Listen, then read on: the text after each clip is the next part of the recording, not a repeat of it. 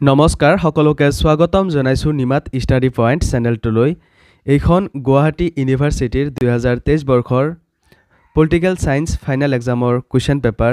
So এইখন তোমালোকৰ final এক্সামৰ আগত ভালকৈ চাই লোৱা, ইয়াৰ পৰা তোমালোকে বহুত আইডিয়া পাবা। সো বলা তেন্তে বেছি পলম নকৰি আজিৰ ভিডিঅ'টো আৰম্ভ কৰোঁ। ইন্ট্ৰডাকশ্যন টু পলিটিকেল থিওৰি, ফুল মাৰ্কস 60, টাইম 2.5 hour। পোনপ্ৰথমে 1 নম্বৰৰ প্ৰশ্নবোৰ আলোচনা কৰিম। তলৰ উল্লেখিত প্ৰশ্নসমূহৰ উত্তৰ লিখা। 1 into 8 equal 8। এ, তলত উল্লেখিত কোনটো বছৰত ভাৰতবৰ্ষত সাৰ্বজনীন প্ৰাপ্তবয়স্ক ভোটাধিকাৰ প্ৰদান কৰা হৈছিল?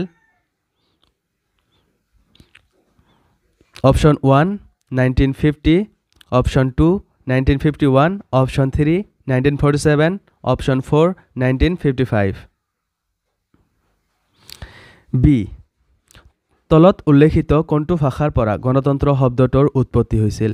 Option 1 Latin, option 2 Greek, option 3 Roman, option 4 Spanish.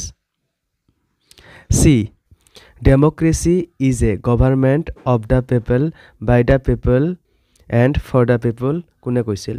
Option 1 James Bryce, option 2 Benito Mussolini, option 3 Abraham Lincoln, option 4 Elxsi D Tocqueville. D, যেতিয়া চৰকাৰ ৰাষ্ট্ৰীয় গুৰুত্বপূৰ্ণ বিষয় সন্দৰ্ভত ৰাজহুৱা জনমতৰ আমন্ত্ৰণ কৰে সেই প্ৰক্ৰিয়াটোক কি বুলি জনা যায়?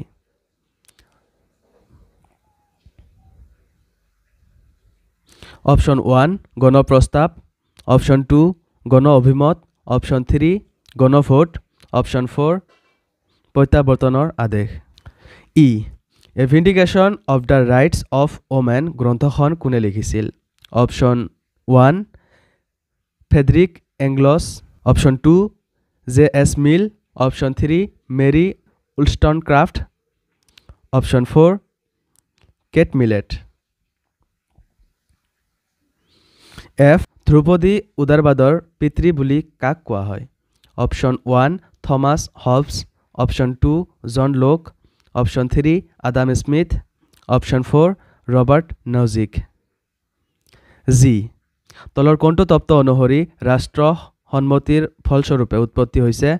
অপশ্যন 1 দৈবিক উৎপত্তি তত্ত্ব, অপশ্যন 2 শক্তি তত্ত্ব, অপশ্যন 3 সামাজিক চুক্তি তত্ত্ব, অপশ্যন 4 ওপৰত উল্লেখিত এটাও নহয়। H, a theory of justice গ্ৰন্থখন কোনে লিখিছিল? Option 1 J S. Mill, option 2 John Rawls, option 3 Plato, option 4 Jeremy Bentham. Number 2, তলৰ প্ৰশ্নসমূহৰ যিকোনো 6টা প্ৰশ্নৰ উত্তৰ লিখা। 2 into 6 equal 12। এ, ৰাজনৈতিক তত্ত্বৰ যিকোনো 2টা প্ৰকাৰৰ নাম লিখা। বি, মাৰ্ক্সৰ অনুসৰি পৃথকীকৰণ বিচ্ছিন্নতাৰ প্ৰকাৰসমূহ কি? চি, গণতন্ত্ৰৰ 2জন সমৰ্থকৰ নাম লিখা। ডি, ৰাজনৈতিক তত্ত্বৰ যিকোনো 2টা গুৰুত্বৰ বিষয়ে উল্লেখ কৰা। ই, যিকোনো 2জন মাৰ্ক্সবাদী দাৰ্শনিকৰ নাম উল্লেখ কৰা। এফ, ৰাষ্ট্ৰ আৰু চৰকাৰৰ পাৰ্থক্যৰ বিষয়ে লিখা। জি, নাৰীবাদৰ 2টা মূল বিষয়বস্তুৰ বিষয়ে লিখা। এইচ, প্ৰক্ৰিয়াগত ন্যায় আৰু অৰ্থবহ ন্যায়ৰ মাজত পাৰ্থক্য লিখা। আই, যুক্তিগত বৈষম্যৰ 2টা ভিত্তি লিখা। জে, ধ্ৰুপদী উদাৰবাদ আৰু আধুনিক উদাৰবাদৰ মাজত 2টা পাৰ্থক্য লিখা।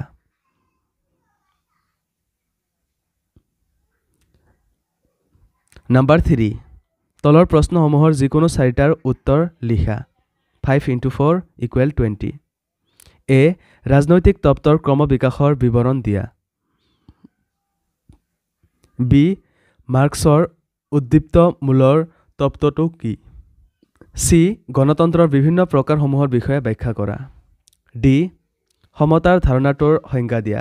সমতাৰ বিভিন্ন প্ৰকাৰসমূহ উদাহৰণসহ ব্যাখ্যা কৰা ই ন্যায়ৰ ধাৰণাটো ইয়াৰ বিভিন্ন দিশৰ ওপৰত গুৰুত্ব আৰোপ কৰি ব্যাখ্যা কৰা এফ আধুনিক ৰাষ্ট্ৰৰ প্ৰধান উপাদানসমূহ কি কি